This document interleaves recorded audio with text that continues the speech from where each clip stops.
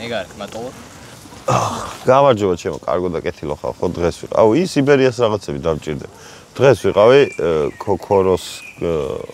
ქორომ დამპატიჟა იმაში. იბერიას ჰიმნის პრეზენტაცია იყო და ლიბერტი ბანკის მთავარ ოფისში და აი ესეთი კარგი რაღაცები გვაჩუქეს. სიგარეტით რო საუკეთესო ქართულ კლუბზე ვლაპარაკობ ამ რეალობის ცოტა ტეხავს, მაგრამ რა ვქნა.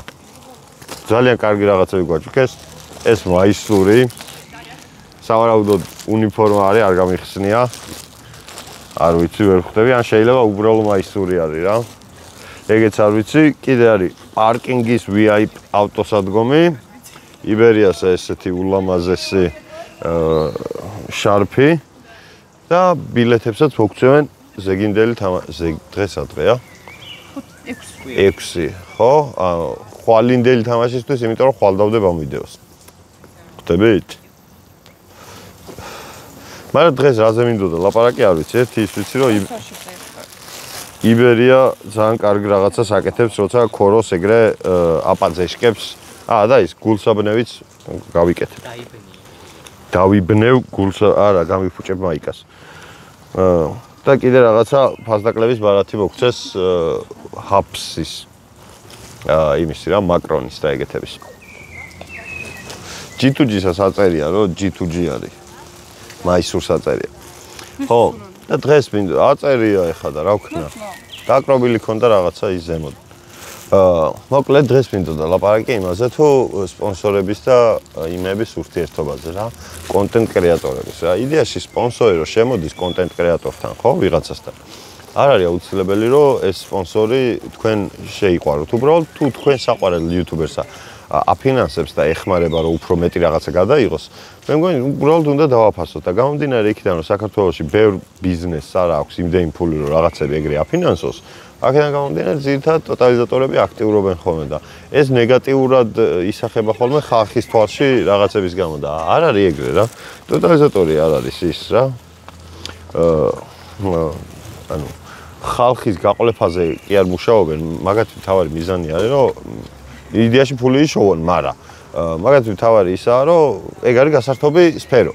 და გართობის სფეროში ვიღაცები რომ ფულის მოსაგებად მიდიან, ეგ არის უკვე არასწორი, მან მარტო ტოტალიზატორი კი არ გამოდის პრობლემა, მან გამოდის ხალხის დამოკიდებულება პრობლემა, იმიტომ რომ ხალხი არ ხვდება იმას, რომ ეს არის გასართობი რა. და უნდათ რომ რაღაც ცხოვრება აიწყონ PSG ბაიერნის ხარჯზე რა. ეგ უფრო არასწორი მგონია მე, ვიდრე ის რომ აი ტოტალიზატორები დავხუროთ რა. ტოტალიზატორი ბიზნესია, ბევრი ხალხი ყავს დასაქმებული და რაღაც საქმეებს აკეთებენ და ბიუჯეტის უმეტესობა მე მგონი ჩვენ ქვეყანაში მაგათზე მიდის და ტყუილ უბრალოდ არა ეხა მთლად, მაგრამ ანუ ვიღაცები რომ არასწორ ნაბიჯებს გავენ ცხოვრებაში, ეგ ტოტალიზატორის ბრალი ნაკლებად არის. ეგ არის თვითონ ხალხის ბრალი, მე ეგრე ვუყურებ რა. შეიძლება ამის გამო გადამიაროთ ეხა, მაგრამ არც მაგაზე არ მაქვს პრობლემა, იმიტომ რომ მესმის. მეორე მხარეც მესმის და ვიღაცა ადამიანები რომ იღუპებიან, ეგეც ძალიან ცუდია რა თქმა უნდა, მაგრამ ეგ ადამიანები რომ იღუპებიან ხოლმე თავიანთი შეცდომების გამო ხდება ეგ ყველაფერი ეგრე რა. და ვიღაცა იუთუბერი რომ რაღაცა ტოტალიზატორს არეკლამებს, იმას არ ნიშნავს რომ ჩვენ ვარეკლამებთ იმას რომ ხალხმა ადგეს და ფული წააგოს და სახლები წააგონ რა. ჩვენ ვარეკლამებთ იმას რომ ვიღაცა ადამიანი რომელიღაც ტოტალიზატორმა აქვს იმდენი ფული რომ შემოვიდა ჩვენთან და გვეხმარება რომ კონტენტი უფრო მეტჯერ დავდოთ, მაგრამ ეხა ისეთ რაღაცებზე ვლაპარაკობ, მე მგონი საერთოდ უნდა ვილაპარაკო ეს ყველაფერი. რას ფიქრობთ მაგაზე? ეხა ხო შემეძლო იდეაში რომ აი პოპულისტური ისენი მეთქვა რომ აი დავხუროთ ეს ტოტალიზატორები გავიტანოთ ქვეყნიდან და ისა ეგ მეყეფა, მაგრამ არ ვიყეფები, იმიტომ რომ თამაში ალბათ ზმა და მაგით სხვათა შორის სპორტით ეხა ბევრია დაკავებული რა, ბევრი ადამიანი დებს ბილეთებს რა, ეხა ყვარას გოლი მეწერა დაჟე მე რა, ეხა როგორ თქვა რომ არა, ნუ ითამაშებთ თქვენ, არ დაწეროთ. როცა ყვარა თამაშობს, ყვარას გოლზე სულდებ რაღაცას. როგორ მოვატყუოს ხო ას რომ არა, აი ნუ შევით ცუდია. ცუდი არის რა თქმა უნდა, მაგრამ ცუდი არის იმ შემთხვევაში თუ აი უყურეთ დაუშვათ თქვენ გაქვთ შემოსავალი რაღაცა 1500 ლარი. ეს 1500 ლარიდან რაღაც პირადი ხარჯები რაღაცები მოვაკლდა და დაახლოებით აი 500 ლარი დაგჭათ გასართობად, ხო? ამ 500 ლარი ბარში წახვათ თქვენ. აი ბარში გინდა წასვლა. ბარში რო წახვიდეთ და იმისთვის რომ გადავდოთ 100 ლარი, ვიღაც ადამიანს ურჩევნია რომ გაერთოს ყვარავს გოლზე დადოს და მაგით გაერთოს რა. ეგაა პროსტა განსხვავება. მაგრამ უნდა გაერთოს. არ უნდა იყოს მან მოგების იმედი, ჟინი და ეგეთ რაღაცები რა. და აი ის ადამიანები უკვე ღრმად არიან შეტოპილები ვიღაცებს რომ აუტები უწერიათ და აი ფეხბურთს რო უყურებ აუტების ბალეშიკობით არ ვიცი აუტებს როგორ ბალეშიკობთ არ მესმის.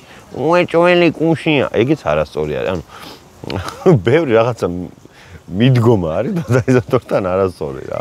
იმას კი არ ვიძახი რომ ტოტალიზატორი კაია, მაგრამ გასართობად თუ გამოიყენებ მაგ იმას, რომ აი რისთვისაც უნდა იყოს წესით, რა ჩვეულებრივი ისაა რა. მთელი ვიდეო ტოტალიზატორებზე გამოგდის და არა სპონსორებს. დიახ, ჩვენ დავისაუბროთ როგორ მნიშვნელოვანია YouTube-ის სპონსორშიპი და როგორ ჭირდება სპონსორებს YouTuber-ების და კონტენტ კრეატორების დასპონსორება. კი, რა თქმა უნდა, იმიტომ რომ ანუ უყურეთ შეიძლება საერთოდ არ იყოს ის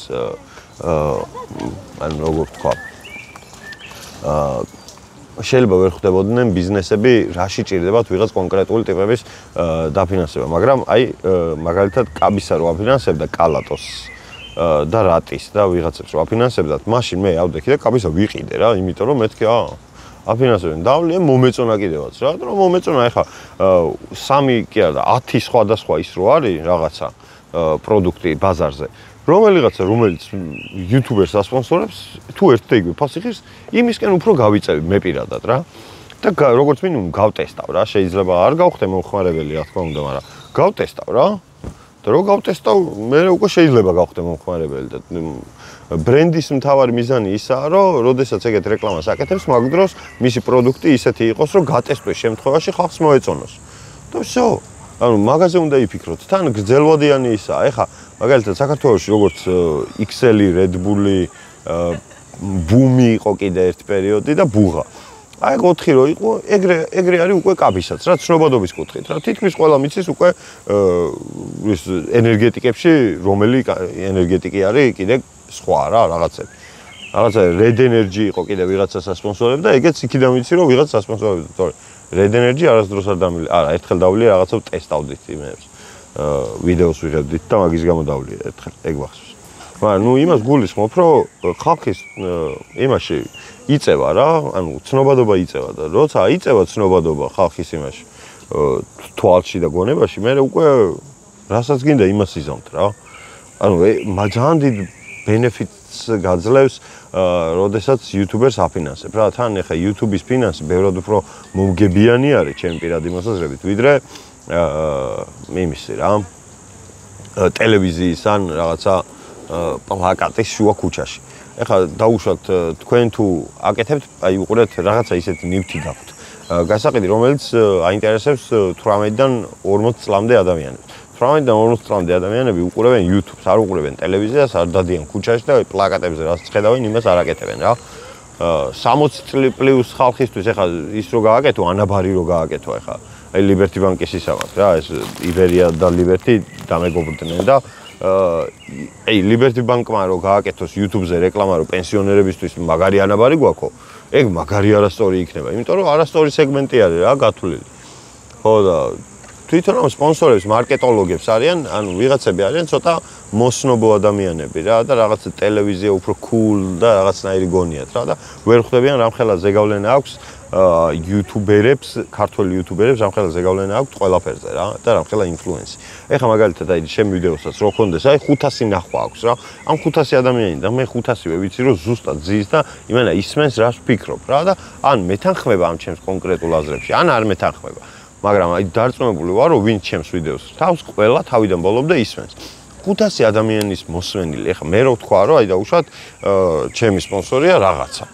აი რაღაცა წყალი დაუშვათ რა. სხვა წყლებთან შედარებით შეიძლება ამ 500 ადამიანმა აუცილებლად ჩემს გამო ის წყალი იმ წყლისკენ წავიდნენ, რომელიც მე დავარეკლამე, ხო? ანუ ეგ ხო ძალიან მარტივი რაღაცა არის და ვერ ხვდებიან რა უბრალოდ რა.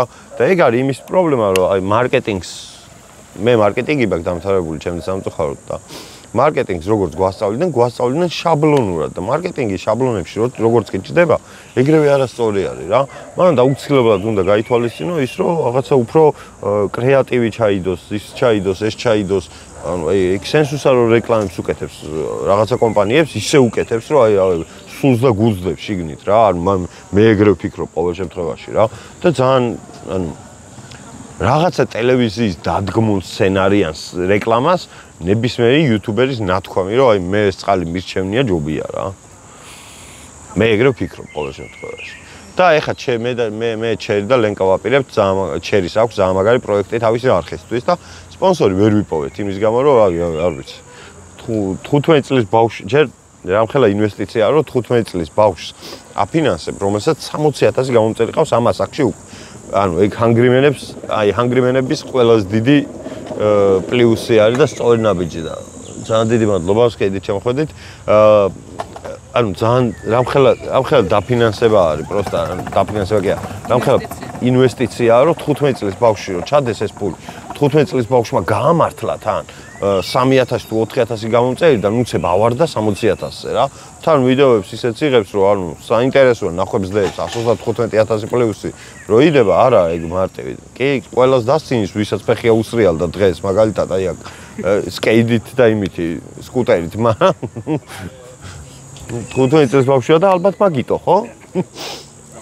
ბავშვს რო ვეძახი მაგარი არასწორი ვარ იმიტომ რომ აი ჩერი რომ ამყოლ და ჩემი არხი ის წინა ჩემი და ლენკას არხი ვერ იქნებოდა ისეთი კაი როგორიც ეხა არის რა. მოდი ჩერი. აქვე დავამატებ იმას რომ ეს არის ჯაჭვური რეაქცია რა, იმიტომ რომ მე რო ელოშეს ვიდეოები არ დამონტაჟებინა, ჩემი ვიდეოები ახლა ასეთი არ იქნებოდა, იმიტომ რომ მე შენ ვიდეოები დავხვეწე მონტაჟი, ასე რომ ახლა ხოშდება. კი, კარგად. ხო და აი ჩერი აპირებს უმაგრესი პროექტის გაკეთებას, რომ 11 დღის განმავლობაში ყოველდღიურად თითო სხვადასხვა კუთხეში უნდა წავიდეთ რა. ანუ საქართველოს 11 მიწვდომად კუთხეში არის რაღაც კუთხეები, რასაც ვერ მივწვდებით ჩვენ და სამწუხაროდ. და სადაც მიწვდომა შეგვეძლება, იქ უნდა გადავიდეთ რა. მიწვდომაზე, ანუ მე ხო ვიცი რომ საქართველოს შედგება 12 რეგიონისგან რა და ჩერს ვეკითხები მეთქი 11-ში რატომ მოვიდოდეთ ხო 12 რეგიონი გვაქვს მეთქი და აი იმდენად ორგანულად ზის შემში რომ აფხაზეთი ჩვენია, ვერც კი მივხვდი რომ ოკუპირებულია და მან ვერ წავიდოდით. მადლობა დედა. ხო და ჩერისთვის მინდა ვიღაცა სპონსორი, ვინმე ნორმალური სპონსორი. ვინც ნორმალურ თანხას აპირებს რომ 11 ვიდეო ეხა გაცნობთ ჩათვალეთ ჩერის პრეზენტაციას 11 ვიდეოს გადაღებას აპირებს 11 ვიდეო დაიდება 3 დღეში ერთხელ ანუ ერთი თვის განმავლობაში იმენა მთელი თვე წარმოიდგენთ სპონსორის ინტეგრაცია ყველა ვიდეოში ბიჭო походу იქ TikTok-ებს ხო გადავიღებთ Instagram-ს გადავიღებთ story-ებს რაღაცებს походу მე ჩემი 11 ვიდეო ხო უნდა გადავიღო როგორც მინიმუმ იქ რო ვიქნები და აი მაგისტვის სპონსორი მოძებნა გვიჭირს. აი და ბოზის აი არა არ ვთქვათ რამდენ კომპანიას მივწერთ, იმიტომ რომ კიდევ ბევრს უნდა მივწეროთ. ჩვენ უნდა გავაკეთოთ მაქსიმუმ. და მე იქით არის რაღაცა Prime House-ს იღებენ ბოზიში ვიღაცა 20 კაც შეყრიან, ამ 20-დან 8 ერთმანეთს დედის მუტას აგინებს და ყველა სპონსორი იქ არის. ბიჭო აი ხო გააჩნია ვისთან ასოცირდება შენი პროდუქტი. აი ახლა მაგალითად თუ თქვენ გაქვთ რაღაცა ნაყინი. დაუშვათ გურჯაანის ნაყინი ავიღოთ, იმიტომ რომ მე ვასწავლე და ბავშვობაში. სამ თოლია გამოჩნდებოდა. აი თოლია ავიღოთ. თოლიას ნაყინი რო ხარ. ვიღაცა ნორმალურ ტიპთან ასოცირდებოდი, არ გირჩევნია, ვიდრე ისეთ 20 ტიპთან, საიდანაც 8 ერთმანეთს დედის უნდა საგინებს ყოველდღიურად და ხალხი ამით ერთობა. უნდა დაფიქრდეთ რა. ანუ განა ამის გეუბნებით, კაცო, თქვენი გადაწყვეტილებაა, როგორც გიდათ ისე არეკლამეთ, მაგრამ თუ არ გინდათ რომ თქვენს რეკლამას შედეგი გქონდეს, მაშინ აკეთეთ ეგრე როგორც აკეთებთ, მაგრამ თუ გინდათ რომ რეკლამას შედეგი გქონდეს, ცოტა სხვანაირად უნდა შეხედოთ საქმე. მე შეიძლება ვაფშე გადამიაროთ ეხლა ვიდეოს პირველი ნაწილისთვის, მაგრამ ნუ გადამიარეთ თუ გინდათ, მაგრამ მე ვფიქრობ რომ ყველა გასართობი ისა სფერო, რა თქმა უნდა, მოგებაზე უნდა მუშაობდეს, ხო? ესე რა ქვია იმას, ქველმოქმედება გასართობ სფეროში არ არსებობს, ხო? რა თქმა უნდა. ხო და თუ სწორად ნაბიჯებს გადადგავთ რაღაც კომპანიები რა, ვიღაც კონკრეტული მარკეტოლოგები, ვინც კომპანიაში მუშაობთ, რავი, წინ იქნებით, ბევრად უფრო წინ იქნებით. თან თუ შეიძლება რომ აი ცოტა გავაახალგაზრდაოთ რაღაცა ექსპერო რა, იმიტომ რომ ეხლა 60 წლის ადამიანს მე ვერა უხსნი, რატომ უნდა გააკეთოს ჩემთან? რაც უნდა ისინი დაუხეჭო. ტიპები აი ტელევიზიაზე რო ლაპარაკობდი იმ დღეს, იქ იყო რომ აი ტელევიზიებში ვიღაცები ერთმანეთს რეიტინგით ზომავენ ეგრე რენდომზე რა. აი 27% რეიტინგი აქვს და ქვეყნის 27% მაგას არ უყურებ, შანსი არ არის. ეგ არის ისულელი. მაგრამ ჩვენთან წერია, რომ აი ქვეყნის 135,000 ადამიანი ნახულობს ამ ვიდეოს. აწერია იქ უნიკალური ნახვა რამდენია, რამდენმა მე კიდე თავიდან ჩართო, ასე შემდეგ. ყველაფერი წერია. რამდენს მოწონს რა ასაკის ხალხი ალაიქებს, ყველაფერი გვაქვს. ყველა ინფორმაცია გვაქვს ბიჭო და აი მაგ ინფორმაციას პატივი უნდა სცეთ.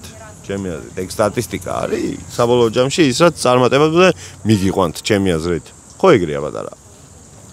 ხო და ეხა თუ აქ პირველი ნაწილის გამო მე გადამაჯვით.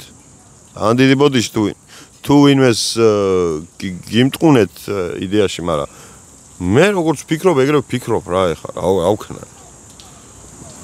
მე თავისუფალი ქვეყანა ყველას თავისი არჩევანი აქვს რა.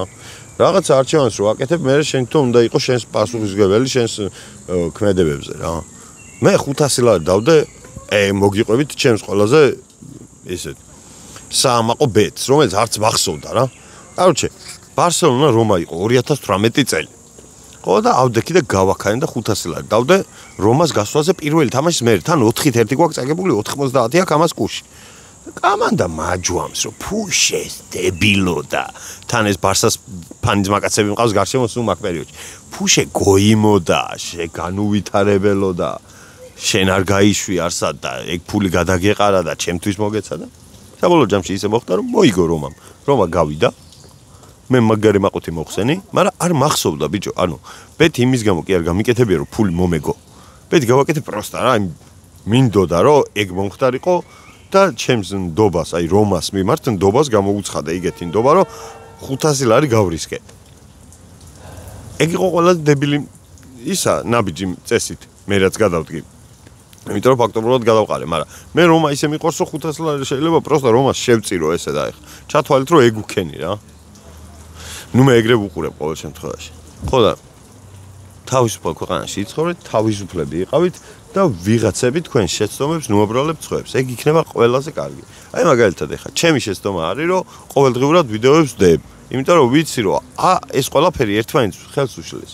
მაგრამ თქვენ რაღაცნაირად აი თქვენ რო გასიამოვნოთ ვიღაც თუნდაც 350 კაცი, მე მაგის გამო ვაკეთებ ამ ყველაფერს.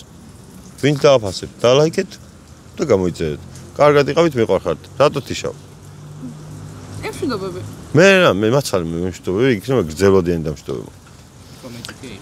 ხო, იბერიას უბალეშკეთ უეჭველი ხვალ. ხვალ თუ მოვიგეთ. ანუ ზეგ იდეაში, მაგრამ ხვალ. თუ მოვიგეთ, მერე ძალიან ბევრი შანსი გვაქვს. თან მალიმოს დიდი ხანია არ უთამაშია თამაში. არც სამხანაგურები არ ჩაუტარებიათ დიდად და შესვენება იქონდათ და იმედი მაქვს, რომ ფორმაში არ იქნებიან. წამოვიხებთ თბილისში, ჩემი ფავორიტი ქართველი ფეხბურთელი, რომელიც ეროვნულ ლიგაში თამაშობს, ბატონი გიზი მამაგეიშვილი გაიტანს 6012 გოლს და რავი რა. ყველაფერი ისე იქნება საბოლოო ჯამში როგორც ღმერთს უნდა რა. კარგად იყავით.